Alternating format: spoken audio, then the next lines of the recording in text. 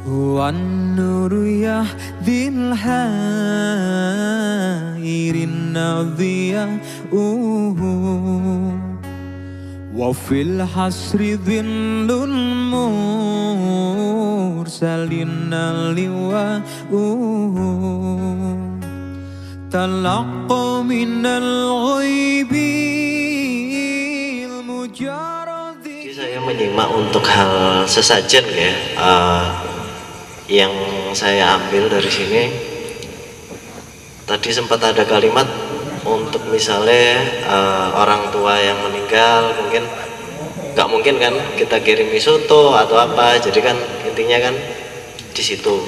Nah, yang saya pertanyakan di sini untuk sesajen ini kan lebih dominan di gondo ya, gondo atau mungkin bisa lebih detailnya lagi aroma. Nah, yang mau saya pertanyakan itu untuk sesajen ini itu apakah hal yang gaib? Kan kalau misalnya orang tua yang meninggal kan sudah meninggal. Sedangkan kalau yang di Jawa, ada Jawa kan kita yang pernah dengar itu dulur papat. Nggih, lima pancar niku kemungkinan itu setiap individu punya itu. Lah, apakah dulur papat ini juga perlu diberikan sesajen?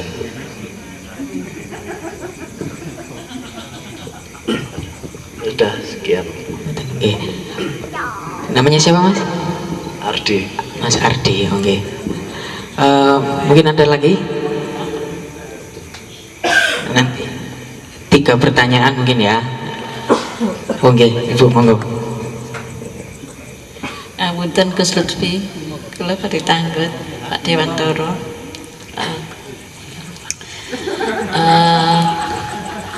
Selama niki kan biasanya orang kalau bakar kemenyan atau bakar dupo niku istilahnya manggil ya, manggil barang gaib. Napa leres niku Gus? Biasanya itu dibuat untuk mediasi atau untuk katakan gini, kalau saya pernah menjumpai Gus, diajak teman saya ke seseorang, dia itu tanya sesuatu, terus beliau itu ambil dupo, kula dianggap apa iki, kula ngoten, terus ternyata dibakar, mantan dibakar niku, terus ada seseorang di depannya itu untuk mediasi, katanya rojo babi, katanya gitu Gus.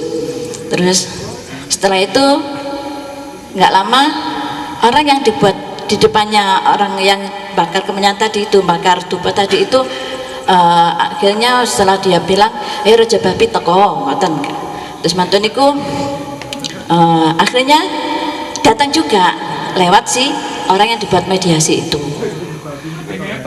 Lah ngoten niku terus pundi maksudnya niku, apakah ada sangkut pautnya dengan yang kita bahas ini ataukah ya napa nggih maksudnya niku ngoten niku terus pundi ngoten niku, apakah bisa dibuat dengan cara Islami atau ngoten niku termasuk mengandung unsur syirik? Mungkin saya menambahi sedikit dari versi lain, selalu versi lain.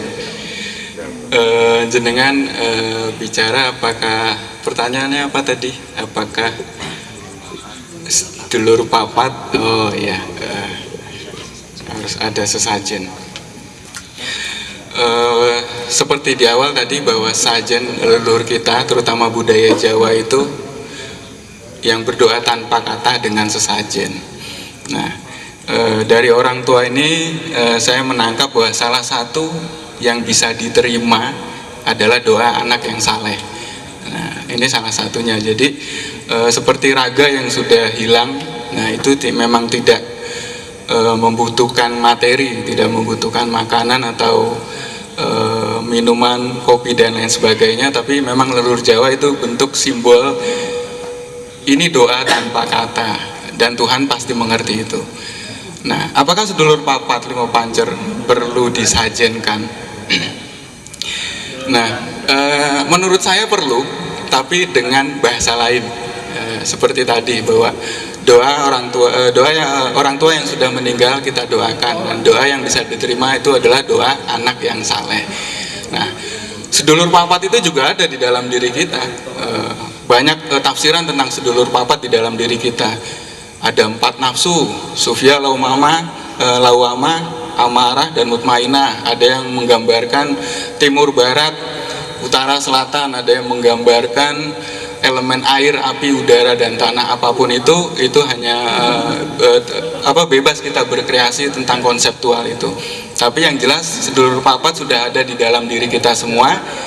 Nah, cara saya biasanya mendoakannya dengan mengirimkan Al-Fatihah untuk diri sendiri, dan termasuk sedulur kita juga itu. Mudah-mudahan bisa dimengerti. Meneruskan sedikit, Mbak siapa ini pertanyaannya tadi, Mbak Yuli, tentang medium yang pakai dupa itu ya. Itu sebenarnya permainan lama ya. Ini mohon maaf tanpa menyebut apa. Artinya dupa yang dibakar itu sebagai bentuk wangian untuk konsentrasi si mediumisasi memanggil. Jadi sebenarnya tanpa dupa atau wewangian pun dia sudah terlatih untuk itu dan pasti bisa. Nah, bahasa kita yo dibungkus men ambune rodok sangar. Jadi lebih ke sugesti. Bisa pertunjukan. Modeni iki. Tanpa dupa pun mau ditunjukkan ya. Berarti artinya memang untuk orang-orang yang terlatih itu bisa. Nah, untuk syirik atau tidaknya saya tidak berani menilai, karena sebenarnya syirik itu terletak di dalam hati, bagaimana niat kita.